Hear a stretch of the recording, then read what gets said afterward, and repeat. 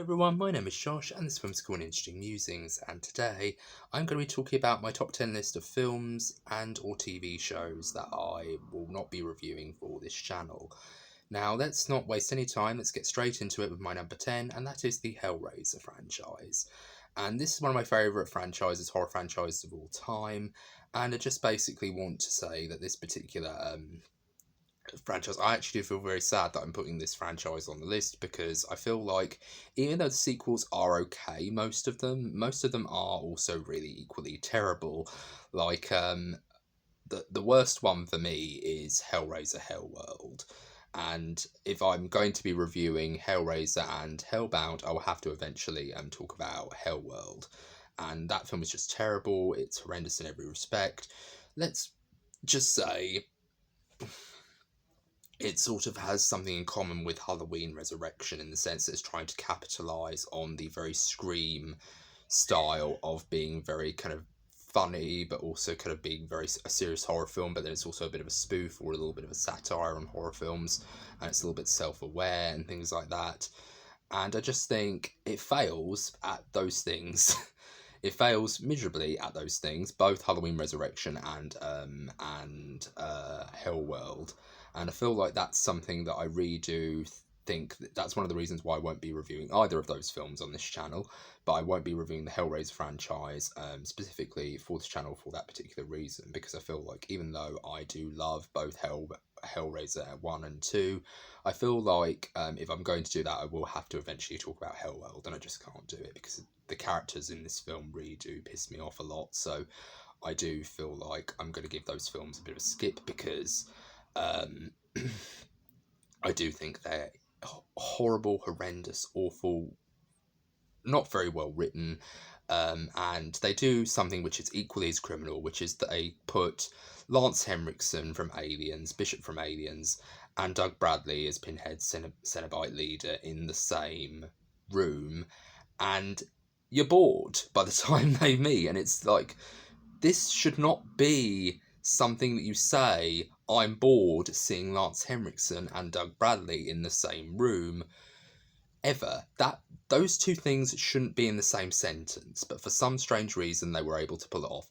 You have to be making exceptional effort to make this sort of concept boring, but they did. So to me, let's just say if I was to be trapped on a desert island to given the choice to watch either of these three films for an eternity, Halloween Resurrection, Hellworld, or Candyman 2021, I would choose Candyman 2021 every single time, because at least Candyman 2021 at least tried to say something important, at least tried to say something very important and very, specific about a certain period of time. Yes, to me, it failed miserably, but at least it kind of at least tried. At least it had ambition. Whereas both Hellworld and Halloween Resurrection it's just kind of following a trend in horror, which is basically to be self-aware, to be kind of a little bit corny and be a little bit self-aware, but also try to be scary at the same time as well. And it doesn't work. They fail miserably because they don't get why those things are popular. Kevin Williamson is a film fan. That's why it worked in the Scream franchise, because he knew the horror genre well enough. He was that much of a geek to the point where he knew exactly what to make fun of, and he knew he observed a lot of those things very well. Whereas it felt like it was written by a bunch of old men who said, oh, this Scream franchise is very popular. Let's see what makes it very popular. Oh, it's very self-aware, but what is it very self-aware about? What are the rules? Well, who cares? It's very popular. Well, you could just make a script in a few hours. Like, let's see what we can do.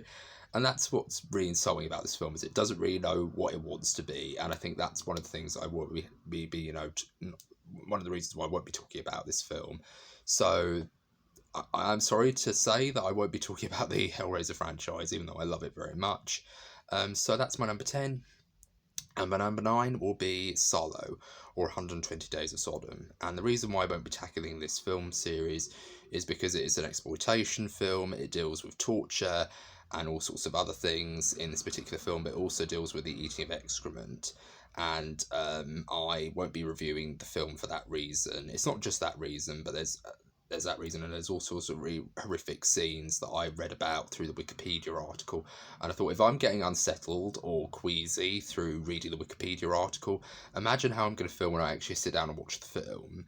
So I'm not going to subject myself through that. And of course, if I'm going to be watching it with a sick bowl in front of me, chances are I'm going to be having a sick bowl with me during the review. And if you, to spare you guys my vomiting or my my gagging on camera, it's a very horrible sound. So it's a horrible sound hearing someone gag and vomit on camera anyway, or vomit anyway. So to spare you guys that horrible sound, I'm just going to skip Solo altogether. But if you want a much more thorough review of this particular film, please check out my friend Christian's channel, Canto 1408. And he does really wonderful reviews, really wonderful book to film reviews. He's one of the main reasons why I wanted to start YouTube in the first place. He gives very thoughtful and very well researched insights into the films that he's talking about and the books that he's talking about. And he's just an all round nice guy. We're actually very good friends, and he's actually one of my subscribers actually. So I really do owe him a lot. And if you're watching this, Christian, hi, I hope you're well. Yeah, and please, if you do want to check out his review of this particular film, please give his video a thumbs up and please give him a subscribe, because I feel like he deserves more subscribers. He's a fantastic guy and he's just an all-round great friend. So yeah, that's my main reason for why I'm not going to be tackling Solo. And moving swiftly on to my number 8, and this is going to be a slightly light-hearted film that I'm going to be talking about, especially in comparison to Solo and Hellraiser. But I'm not going to be tackling the Rings of Power series. And the reason why is because it garnered a lot of production problems. And there's even news as we speak saying that the second season is going to be a sort of reboot. And it doesn't really make a lot of sense, because what do you mean by rebooting the second season? Are you going to change a lot of things? Are you going to shift a lot of things around? What's the story there? So because this particular television series has a little bit of an identity crisis at the minute, I'm not going to be tackling the first season of Rings of Power.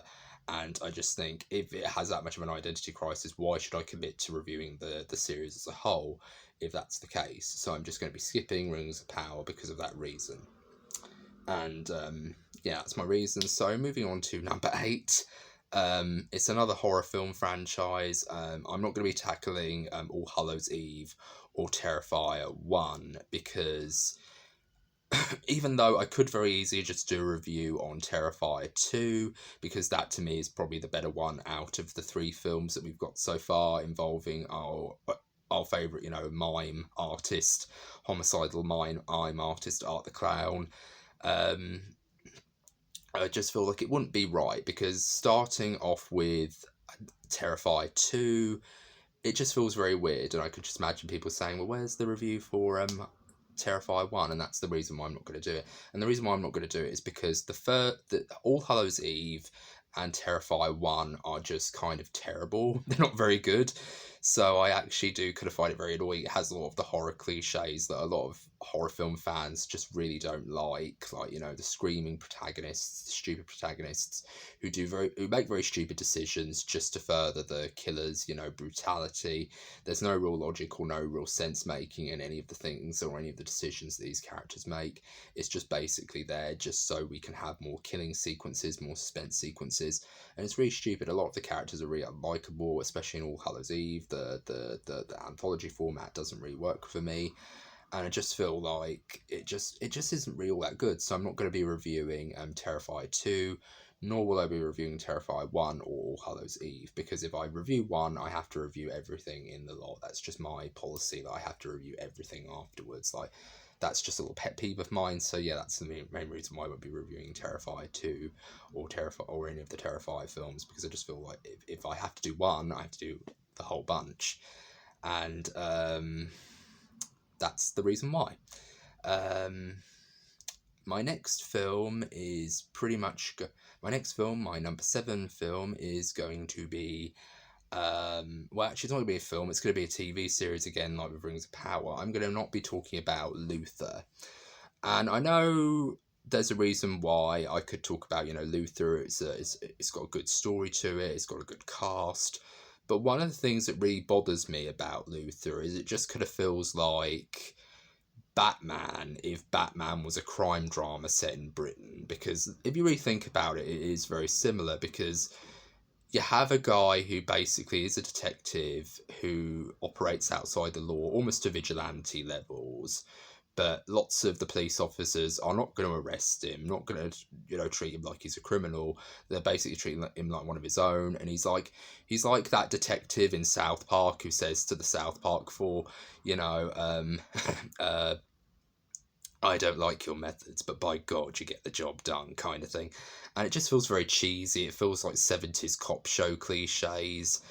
And he's the stereotypical detective who has a very tragic backstory. He lost his wife. Oh, really? Like, we're doing this? Like, you could have made it more interesting. Like, John Luther, I'm probably going to get very political and get very, woke at this moment in time, but why don't you make the backstory a little bit more interesting? Why don't you make, John Luther, a gay man? Like, he's a gay detective, and he's, or he's a gay man who's a detective, and he's, struggling with his sexuality, but then he's also trying to, be a good cop, but then he's also really frustrated because the cops in the system are really bad, and of course you've cast, Idris Elba, so you can, incorporate a lot of aspects about, racism in the police and things like that. So you can retell a lot of very interesting stories there. But instead we get the cliched, oh, his wife's died and he's the grieving, spouse who has a drinking problem. So you could literally make a checklist of all the cop drama cliches in this one character, and he isn't compelling. The only thing that makes him compelling is that he's played by Idris Elba, and he gives so much to that role. But I just wasn't a fan of him, and he feels like Batman to me in many ways. So there's a lot of things that you could talk about and you could go further into, but they just don't do it. And of course, Ruth Wilson plays basically Selena Kyle. She plays a character called Alice, but I just basically say, "Oh, you're Selena Kyle, are you?" And I can just imagine if I were to say that to her in real life, she'd probably say, "No, it's a completely different character." But no, it's Selena Kyle. You're playing Selena Kyle, aka Catwoman, because she literally is Catwoman. She's very flirtatious with Luther. She's very kind of, she's very much like the cat burglar who plays by her own rules. She's a criminal, but she also, really loves the hell out of John Luther. And I just feel like you're Catwoman, but except you don't have the Catwoman suit. That's all you're doing. And it just really annoys me. And yeah, there's this one storyline that they had in the show which really, really annoyed me. And I found myself going, I'm actually rooting for the vigilante in this scenario, because let's face it, the vigilante is effectively you, Luther, but because it's the Luther show, we have to basically, agree with you and fall in love with you, and that's all we have to do. And I just felt like I don't want to review this show because I don't want to give Luther the ego trip that he wants. And yeah, I'm going to let out my inner Annie Wilkes here. Um, I hate the film that they made because they basically cheated. They had the finale be that, spoiler alert by the way, I don't really give a damn, but if you guys give a damn about having Luther spoiled for you, please click off this video and come back when you've watched it, because it is something that I think people should watch if you're interested, but I don't really care, so I'm going to spoil it. In the finale of Luther dies. And I thought that was a good ending. It was very surprising because usually detective stories, especially when detective stories go rogue and they're very, hard-hitting, they don't go for the cop dies at the end scenario. But that was actually very interesting. It was actually a very interesting way of shaking up a little bit. But the film changes it and says, oh, he was actually arrested. He actually survived his injuries and things like that. And I thought, please don't cheat, show. Like, I know people respect you as a show, but I don't respect you because you played that cliche. You played that, oh, he's not really dead. He's actually, injured and he's in prison. And I thought, oh, please don't do that, show. Like, you immediately earned a thumbs down from me because you cheated on the finale and you retconned it. Like, I literally had my Annie Wilkes moment. Like, this isn't what happened in the finale. Have you all got amnesia? Like, I hate that, and I literally felt like Annie Wilkes in that moment. Like, I wanted to stand up and say, "This is what happened last week." But yeah, I'm not a fan of this show, and I'm not a fan of the character of John Luther. I hate his principles.